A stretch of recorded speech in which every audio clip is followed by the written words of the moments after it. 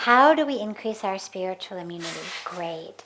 You know that prayer we recite that says, Asatoma sadgamaya, tamasoma jyotirgamaya, mrityorma amritam gamaya, right? It's a beautiful, simple, but not easy answer to this question. In 3 lines, we've been given a prescription for that spiritual immune system. And if you really take it deeply, for full enlightenment and moksha and everything else you may want. The prayer says, oh God, lead us from untruth to truth. Now, it doesn't mean from only little white lies to the end of little white lies. It doesn't even mean from the end of big cheating lies, or from big cheating lies to the end of big cheating lies. It means lead us from untruth, deep untruth. What is that deep untruth? It's that I am this body. It's that I am this identity. If I say to you, who are you? And you give me your name, and you give me your age, and you give me your city of origin, and you give me your job, and you give me your height, and your weight, and your profession, and your bank account, and your sexual orientation, and your socioeconomic status, and you give me all of that. You may be giving me what you think are true answers. You're not purposely withholding anything from me. But it's still untruth on the deepest level, because that's not who you are. It's the right answer if I say to you, how old is your body? It's the right answer if I say to you, and how do you make a living? But if I say to you, who are you? And that's the answer you give me. It's untruth, not who you are. Because that keeps changing. Our age, our height, our weight, our bank account, everything keeps changing. If not within one life, certainly between lifetimes. What's consistent? Who is the I, even within one lifetime, that's consistent as the body keeps changing, as the roles keep changing? Who's that I? So the first untruth to truth is from identifying as this physical body to actually knowing the truth of who I am, which is soul, spirit. Every time you say to yourself, oh God, you're so stupid, untruth. It's also violence, but that's a different situation, different conversation. Untruth.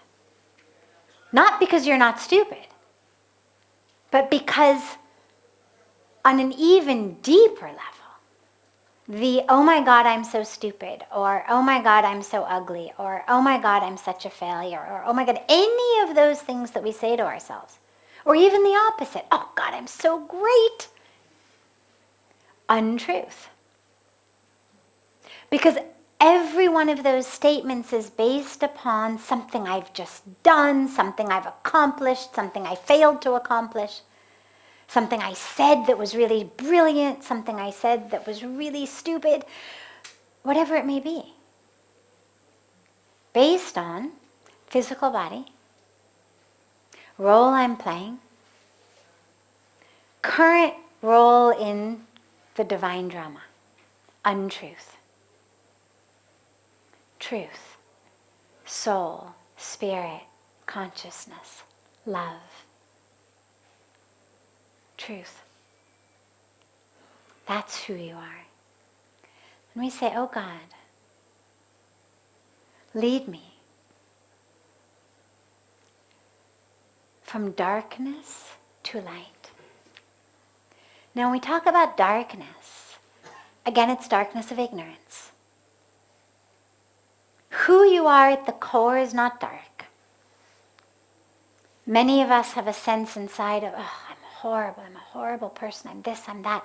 And there really is a sense of inner darkness. But one of the most beautiful aspects to me of the Sanatan Dharma tradition, the Vedic tradition, what we call the Hindu tradition, is a core teaching that who you are at the core, at the source, is pure and perfect and divine and light. And it's only this ignorant identification with this temporary body that causes suffering. That identification, that ignorance is the darkness. So when we say from darkness to light, it's from the darkness of ignorance to the light of truth. The darkness of separation. Separation from God, thinking I'm separate from God, thinking I'm separate from each other, separate from myself.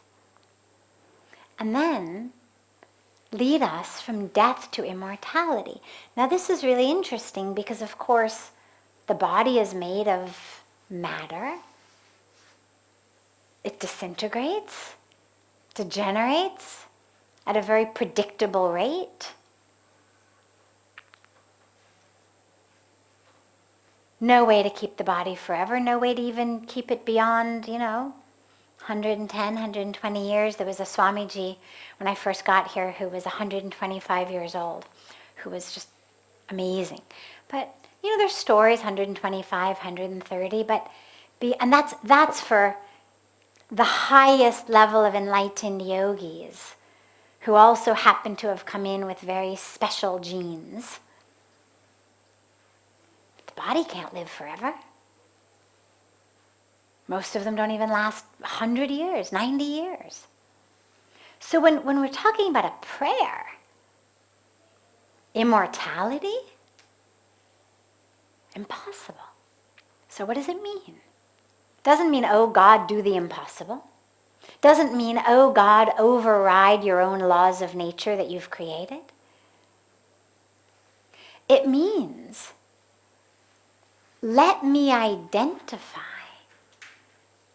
through light, through wisdom, through truth. Let me identify with the me who is already immortal, rather than with the me who is dying.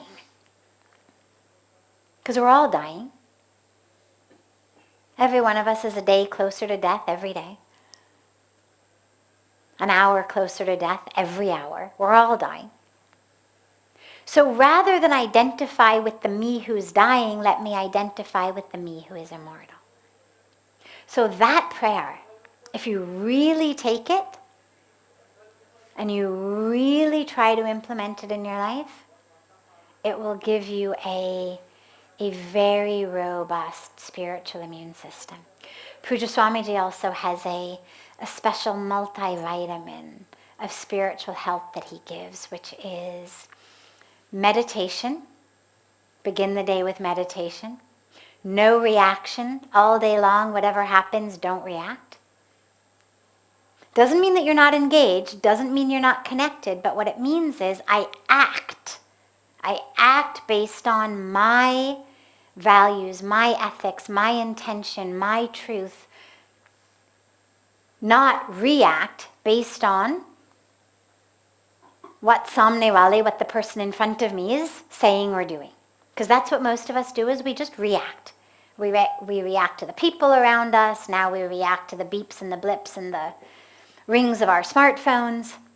We may be in the middle of doing something that we really wanted to do that was important. Suddenly we get a bleep, a blip, a ring, a bling, something. Now I'm off doing something else. It's a reaction. I was supposed to be doing this. I was reading, I was writing, I was doing something important.